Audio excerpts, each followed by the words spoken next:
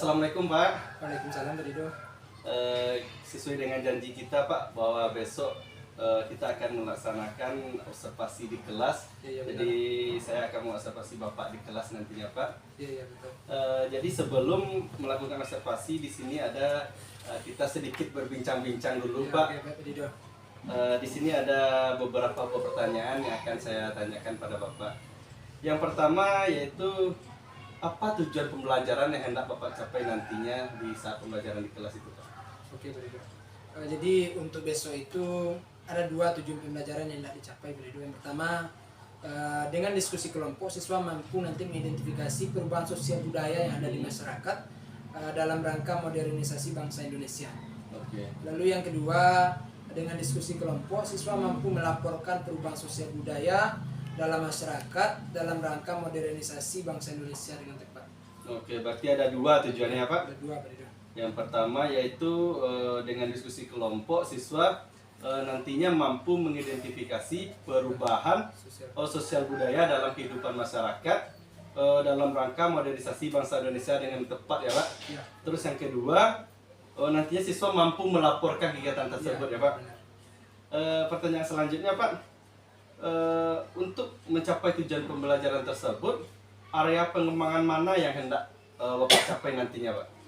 Oke, pada pembelajaran besok juga ada dua area pengembangan yang ingin saya kembangkan besok itu. Yang pertama proses pembelajaran yang metode diskusi kelompok. Lalu yang kedua penilaian dengan menggunakan quizzes. Berarti ada dua ya Pak? Ada dua. Yang pertama diskusi kelompok, yang kedua quizzes ya Pak? Oke Pak. Pertanyaan terakhir Pak. Ya, kemudian. Untuk melaksanakan proses pembelajaran besok, strategi apa yang sudah Bapak siapkan itu Pak? Oke. Untuk pembelajaran besok, untuk mengembangkan area yang sudah ditetapkan tadi, yang pertama saya akan membagi siswa itu menjadi beberapa kelompok, yaitu sesuai dengan tingkat kesiapan pembelajarannya. Jadi mungkin pembelajaran besok sudah mengarah ke diferensiasi, tetapi berdasarkan kesiapan belajar siswa. Lalu saya juga menyiapkan LKPD, yang LKPD tersebut juga beragam sesuai dengan tingkat kesiapan siswa.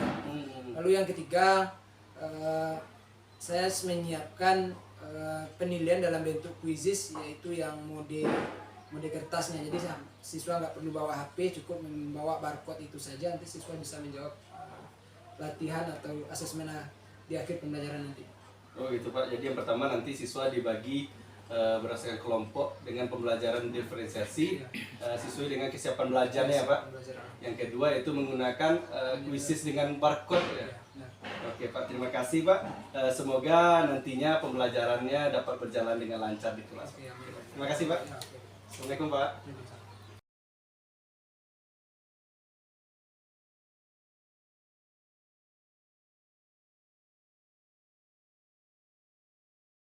Assalamualaikum warahmatullahi wabarakatuh. Waalaikumsalam warahmatullahi wabarakatuh. Bagaimana kabar anak-anak semuanya hari ini? Alhamdulillah sehat tubuhku, cerdas otakku. Allahu Akbar, Allahu Akbar, Allahu Akbar. Tepuk satu, tepuk dua, tepuk tiga.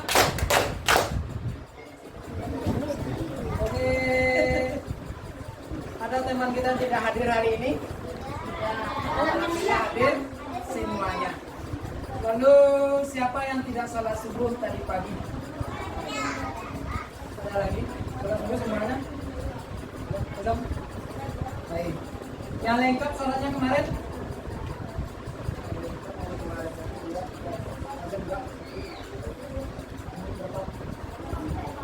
Azam berapa Azam? 2 orang yang nggak lengkap, 14 orang yang lengkap ya. Kaki tangan untuk kita semua. Jadi sholat itu penting karena sholat itu adalah tiang. Oke, bela nada semuanya. Kita mulai pembelajaran kita dengan membaca basmalah.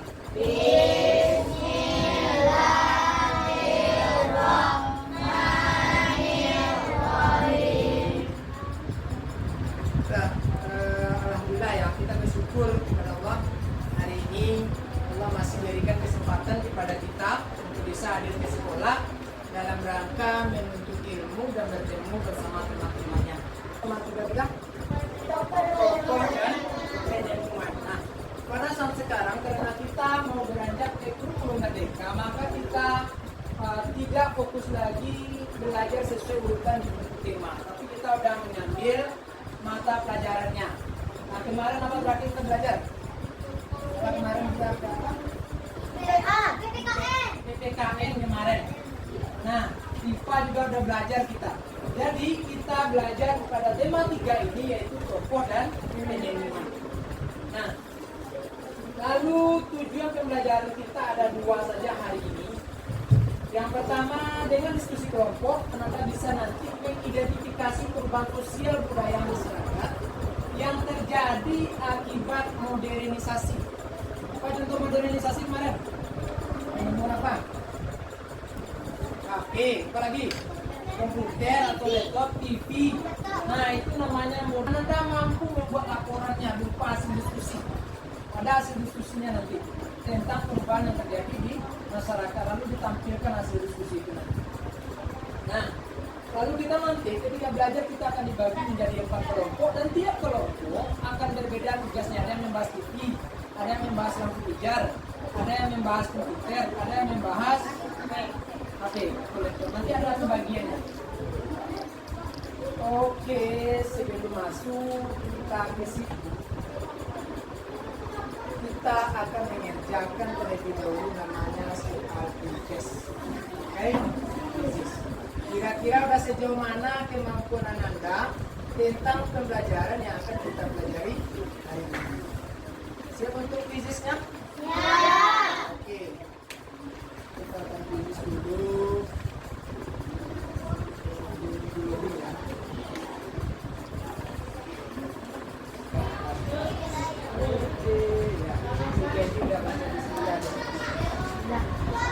Udah jelas kelihatan ke belakang? Nggak bisa dibaca? Nggak bisa? Nah.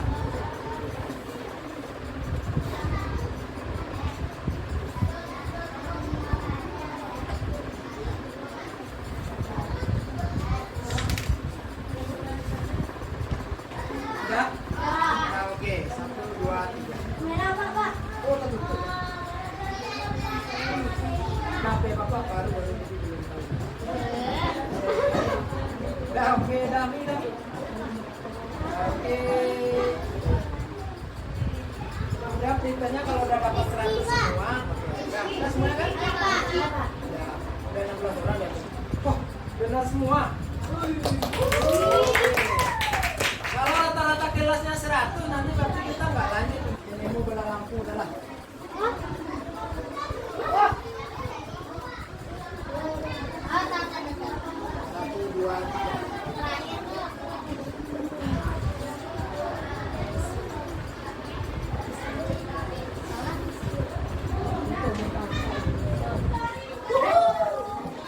Nggak jadi 100 rata-rata kelasnya kan 8. Nomor 1 tuh.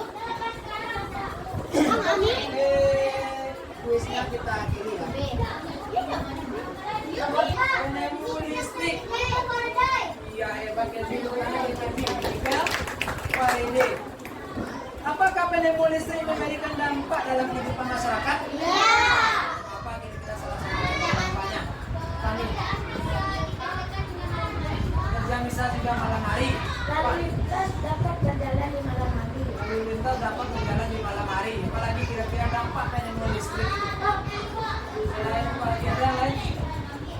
Bro, apalagi? Kami, kira-kira dampak penemu listrik. Ya, lihat. Nah, toko bisa dibuka sampai malam hari. Apa alat-alat penting yang ditemukan setelah adanya listrik? Lampu. Ya, apa nih? Lampu listrik. Kayak Maira. Apa lagi Pak? Komputer. Apa lagi? Mesin cuci. Apa lagi? TV. Magicom. Pasang-pasang. Pak. Setrika listrik. Jadi banyak. Setelah ditemukan listrik itu banyak alat-alat yang ditemukan oleh orang setelah itu.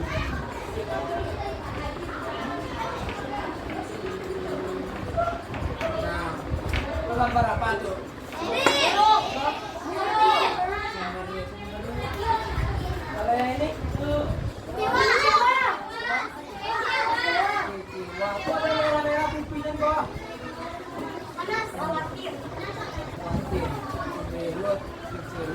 khawatir. Ini kalau ini Nangis. oh yang marah nggak ada ya. Kalau ini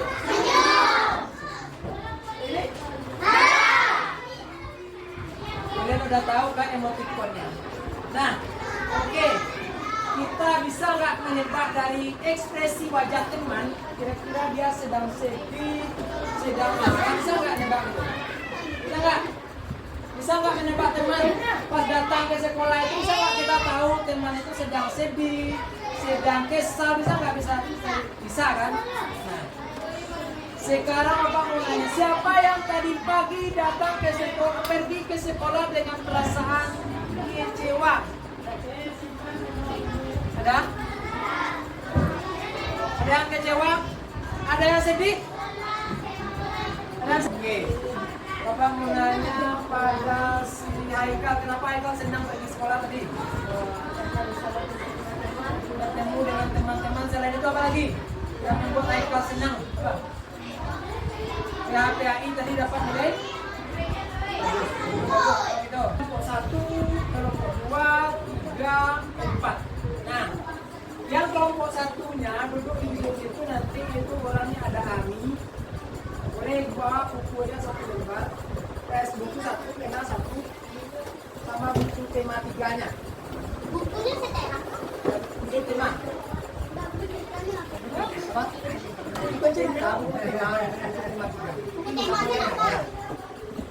Nanti di akhir diskusi akan diminta perwakilannya untuk mempresentasikan hasil diskusinya atau membacakan. Nah, ini kelompok yang ini membahas tentang pengilmuan komputer. Silakan cari di buku tema yaitu bacaan tentang komputer. Yang di sini membahas tentang televisi, sudah dibaca dulu teksnya tentang penemuan televisi. Yang kelompok ini membahas tentang penemuan alat transportasi modern. Nah, yang ini yang ada bahasa Indonesia.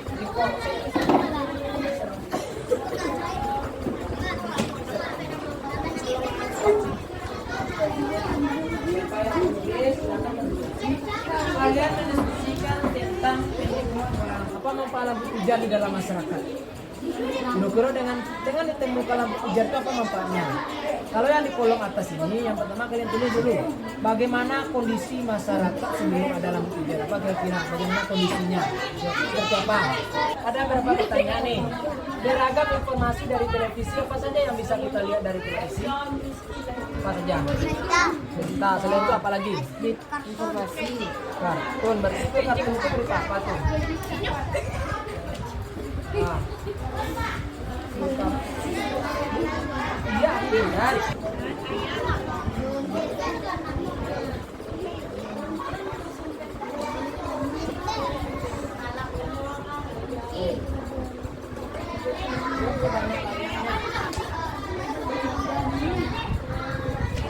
Oke, Kiano, silakan baca ke depan. Yang lain boleh disimak temannya dulu. Ya.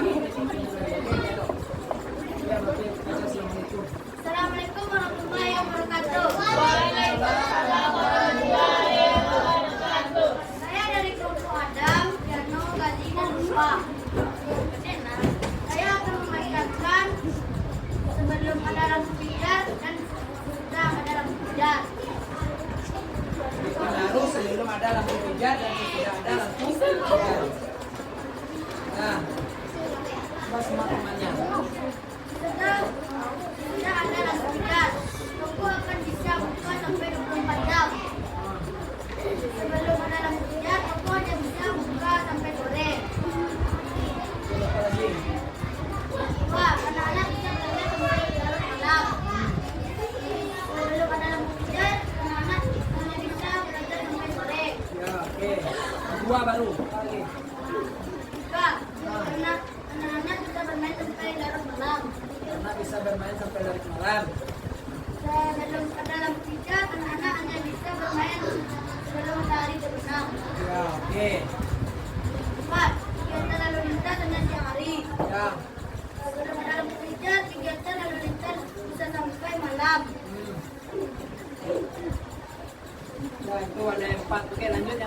apa manfaat? Manfaat lampu pijar Manfaat penemuan lampu pijar. dapat menerangi rumah masyarakat. Untuk menerangi lampu lalu lintas. Yang kedua, menerangkan kapal yang melalui.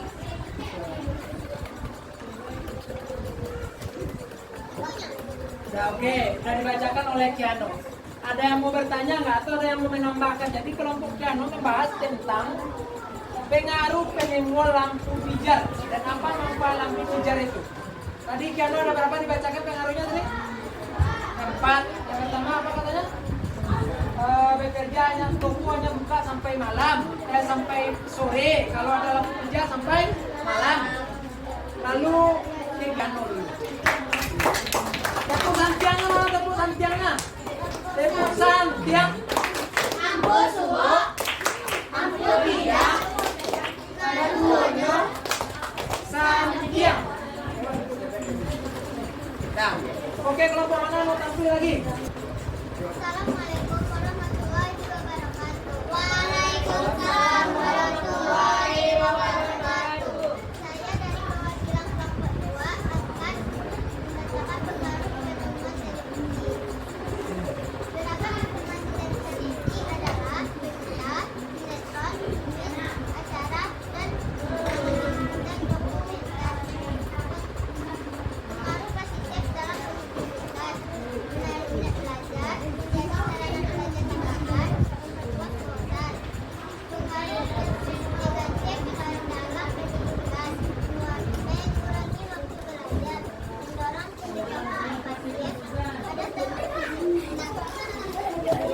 mendorong kebijakan positif pada perwakilan dari kelompok 1 akan membacakan tentang penemuan Ini banyak materinya di bawah.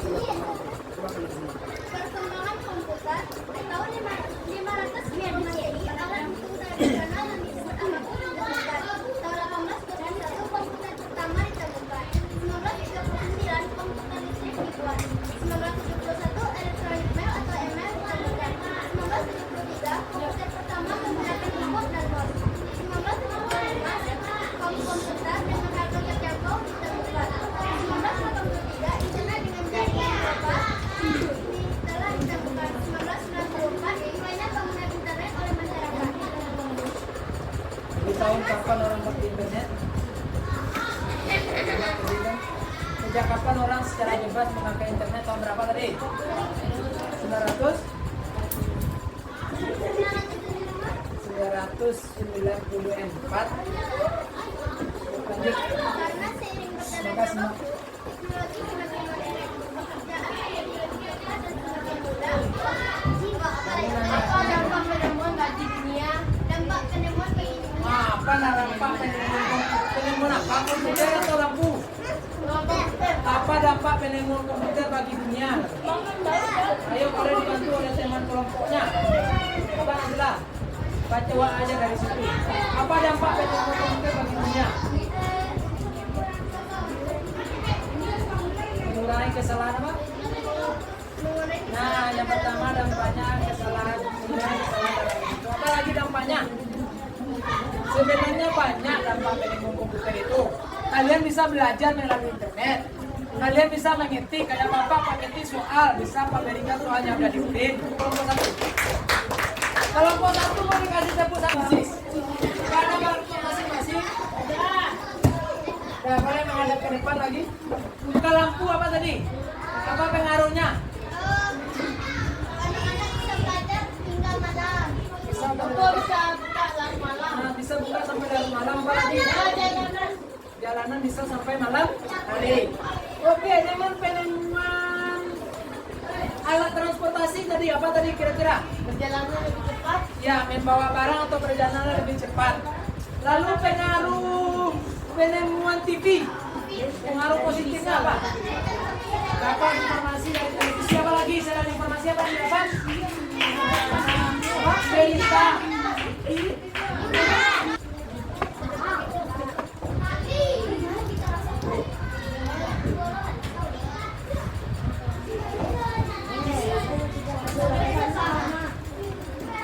Udah selesai aja?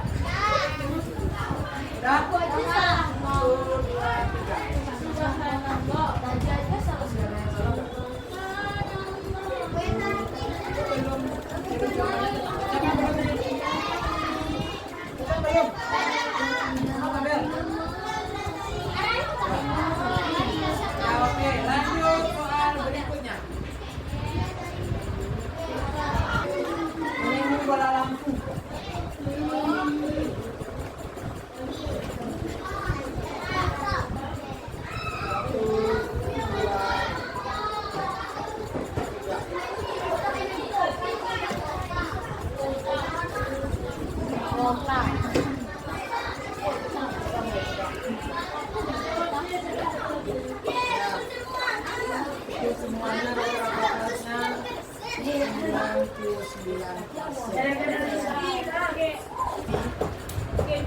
Kira-kira menurut Ananda, kita tadi belajar ada diskusi. Kira-kira bagaimana pembelajaran hari ini? Hah? Menyenangkan? Apa lagi? Asik? Oke, apa lagi? Dapat mengetahui. Dari pembelajaran hari ini, apa kira-kira yang perlu Bapak perbaiki? Apa yang kurang? Masa nggak ada? Yang perlu dipertahankan? Apanya yang perlu Bapak harus banyak-banyak apa? SDK-nya apa lagi? Apa? Komentarnya, salatnya, diskusinya apa lagi? SDK-nya perbanyak, pakai quizzes, lalu kata sudah ditanya salatnya sebelum belajar. Oke, itulah pembelajaran kita hari ini. Semoga bermanfaat. Terima kasih atas perhatian Anda. Semoga Anda tumbuh menjadi anak-anak yang cerdas dan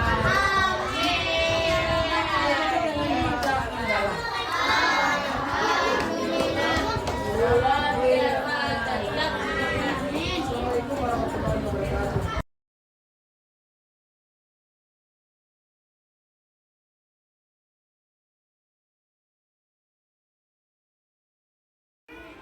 Selamat siang Pak If. Mohon maaf sebelumnya Pak If, mengganggu waktu Pak If kembali nih Pak If.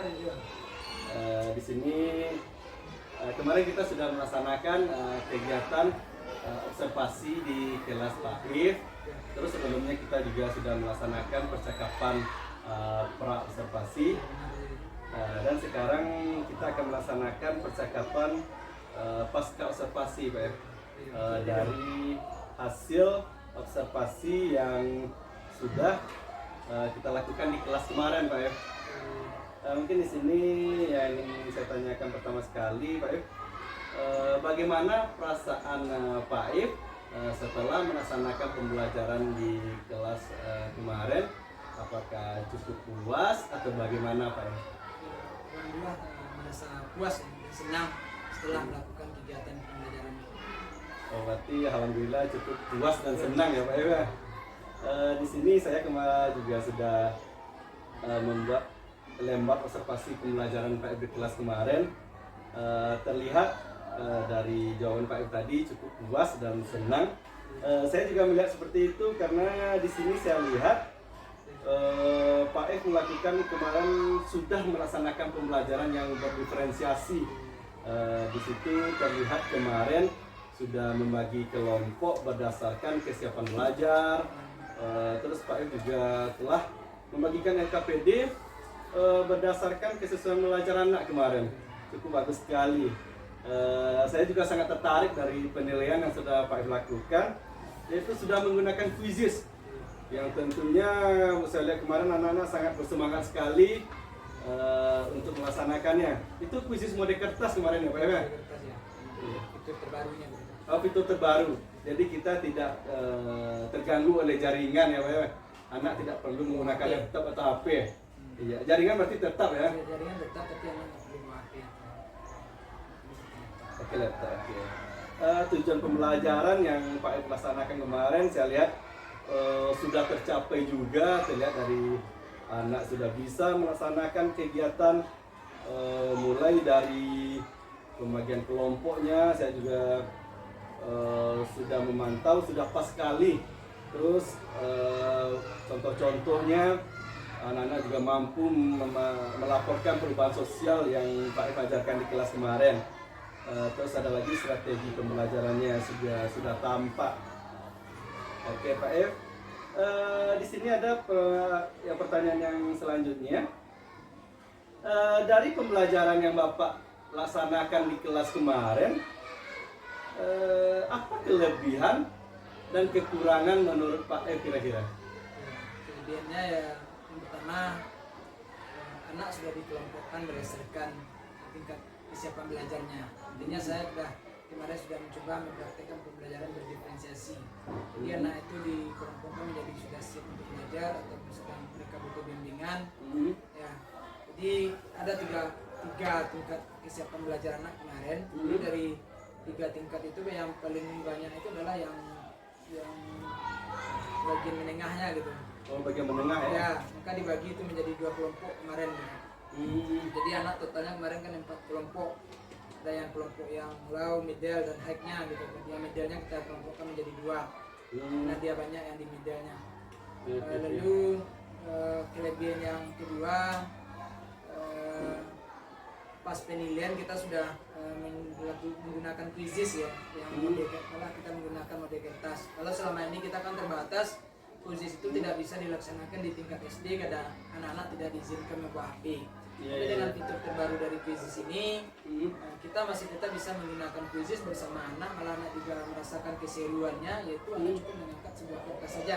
Jadi ini menurut saya beberapa kelebihan dari pembelajaran tadi. Lalu yang ketiga, kita juga anak-anak itu kita ajak untuk mengenal emosi. Dengan ice breaking kemarin itu ada emoticon, jadi anak itu mengenal emosi. Kalau ini sedih, senang. Sebenarnya permainannya sederhana, tapi target akhir kita adalah anak itu bisa mengenal emosi. Lalu ketika itu kita lanjutkan dengan pertanyaan, kalau temannya sedang merasakan emosi sedih, apa yang bisa mereka lakukan? Itu kan pentingnya anak-anak kita ajak untuk berempati pada orang lain. Iya, benar-benar. Nah, lalu dengan adanya berempati sehingga nanti anak itu akan terbentuk karakternya untuk saling menghargai juga. Itu tujuan kita. Sebenarnya permainannya sederhana, jadi tapi saya kira itu dampaknya bisa luar biasa buat anak-anak. Jangan nanti anak-anak itu dia marah-marah saja, tapi dia tidak tahu alasannya kenapa anak itu dia merasa marah, tapi dia nggak tahu apa penyebab kenapa marahnya dia, atau dia sedih, tapi dia nggak tahu penyebab sedih. Jadi maka diajarkan kemarin kan mengenal emosinya dan mengenal emosi orang lain dan bagaimana dia berempati kepada orang lain. Itu beberapa kelebihan menurut saya.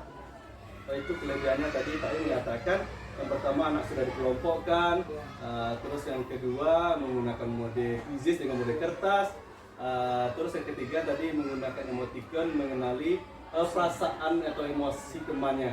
Jadi di situ anak juga diajarkan berempati. Di sini kita lihat di situ berarti dari segi kelebihan yang Bapak rasakan berarti ya Pak. Kira-kira kekurangannya ada nggak kira-kira? Ya, jadi jelas ya Pak ya.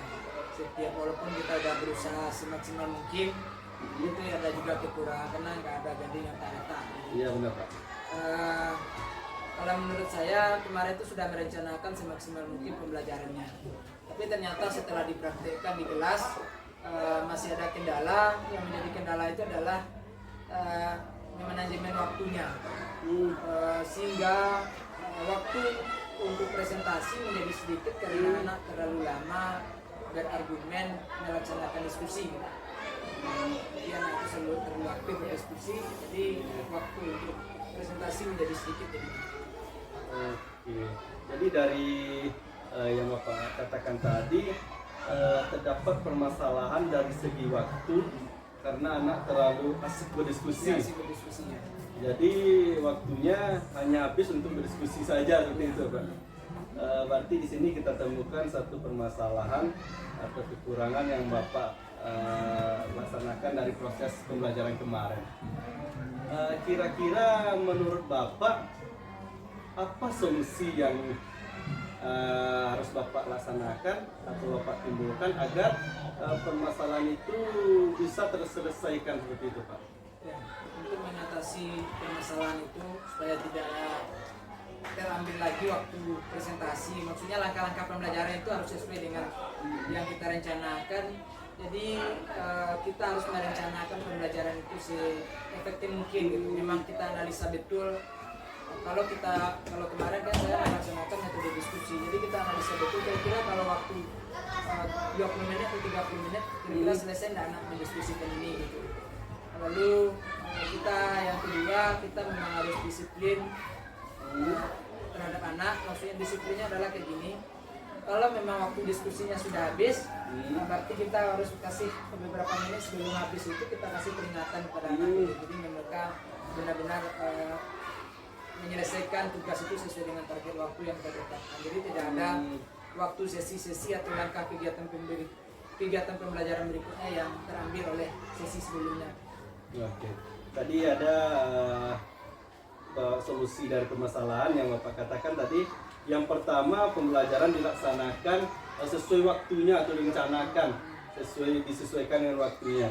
Terus yang kedua, harus disiplin terhadap anak dan terhadap waktu juga ya Pak.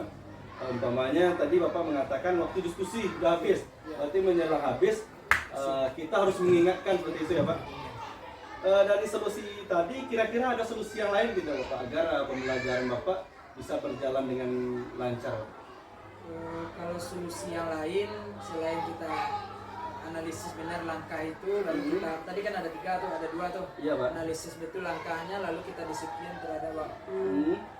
Lalu yang ketiga, kita benar-benar komit dengan anak itu, kita buat kesepakatan mungkin kesepakatan kelas bahwa pembelajaran itu harus sesuai dengan yang kita rencanakan. Misalnya harus disiplin pembelajaran. Jadi kita bikin dulu kesepakatan.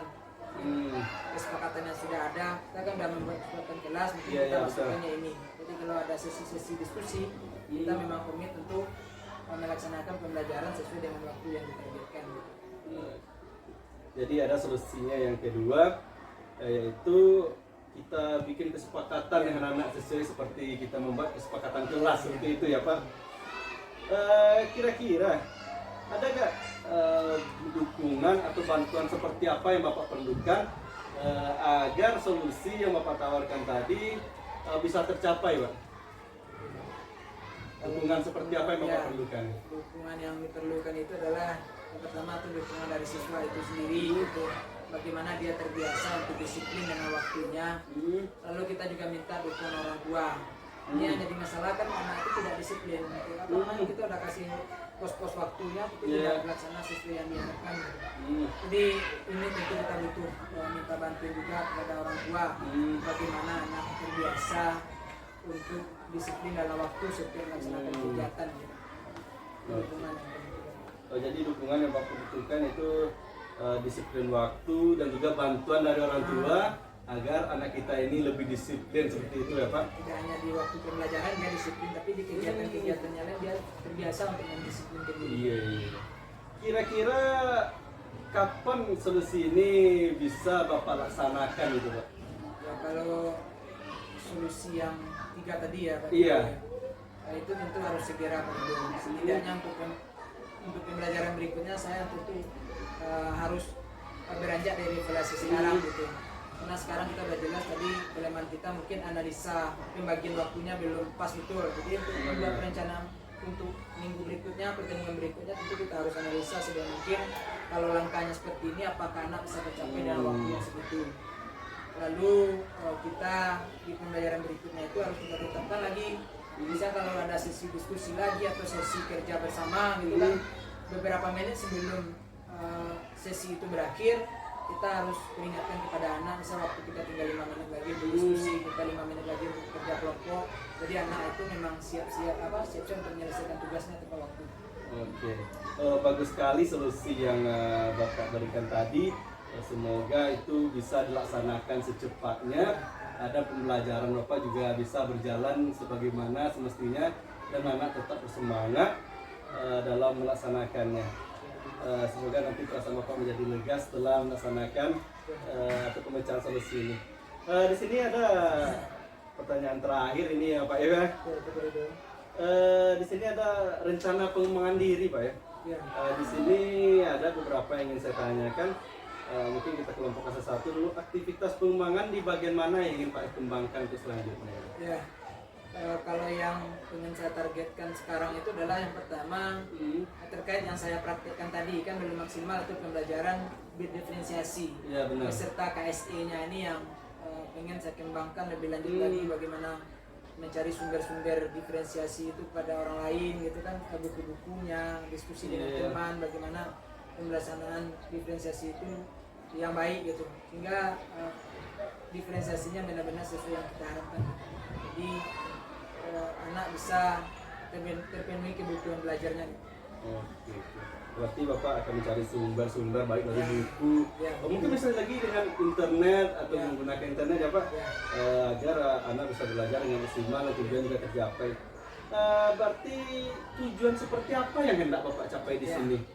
Dengan mengadakan pembelajaran diferensiasi dan KSE tadi itu dua juga tujuan pembelajaran yang kita capai gitu. Iya. Yang pertama, anak bisa belajar sesuai dengan kebutuhan atau gaya belajarnya. Lalu terciptanya suasana belajar yang sesuai dengan gaya belajar dan anak itu bisa mengenal emosi teman, dirinya dan orang lain sehingga dia bisa berempati. Intinya KSE anak itu berkembang gitu, yang kita harapkan. Oh, berarti tujuan yang kita capai atau kita harapkan KSI anak itu berkembang seperti itu ya Pak ya. Kira-kira apa kurang keberhasilan kalau tujuan Bapak ini tercapai? Kira-kira apa kurang keberhasilan Bapak?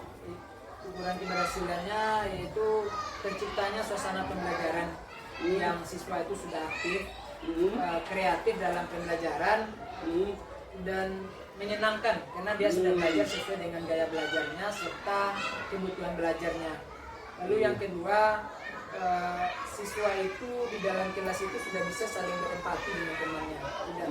Intinya mereka di dalam kelas itu sudah merasa satu keluarga besar karena mereka sudah bisa saling memahami emosi dan emosi temannya dan akhirnya adalah berempati pada temannya. Iya benar sekali itu Pak ya. Jadi anak itu bisa merasa senang dan berempati, itu yang utama sekali ya Pak. Kira-kira dukungan atau pendukung seperti apa yang Bapak butuhkan itu? Ya kalau dukungan dibutuhkan, yang pertama dukungan dari orang tua, jelas juga kita minta dukungan dari orang tua karena di sekolah kita hanya sebentar. Kebiasaan itu yang paling lama adalah di rumah, terutama berkaitan dengan sosial emosi anak tadi. Lalu dukungan dari rekan sejawat, ya bisa sama guru, bagaimana kita bisa saling berdiskusi dan berbagi pengalaman bagaimana pembelajaran kita di kelas. Itu mungkin beberapa dukungan yang dibutuhkan. Iya ya, yang pertama itu dukungan orang tua jelas sekali ya Pak.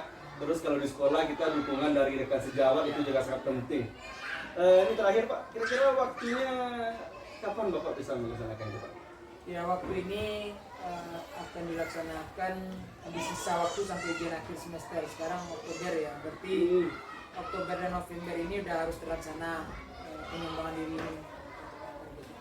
Oh, berarti sampai akhir semester sudah terlaksana ya Pak ya. Oke Pak, terima kasih Pak, itu adalah yang terakhir. Semoga pembelajaran Bapak untuk selanjutnya dapat berjalan dengan lancar sesuai dengan pembelajaran diferensiasi. Terima kasih atas waktunya Pak, semoga hari-hari menyenangkan. Terima kasih banyak. Assalamualaikum Pak.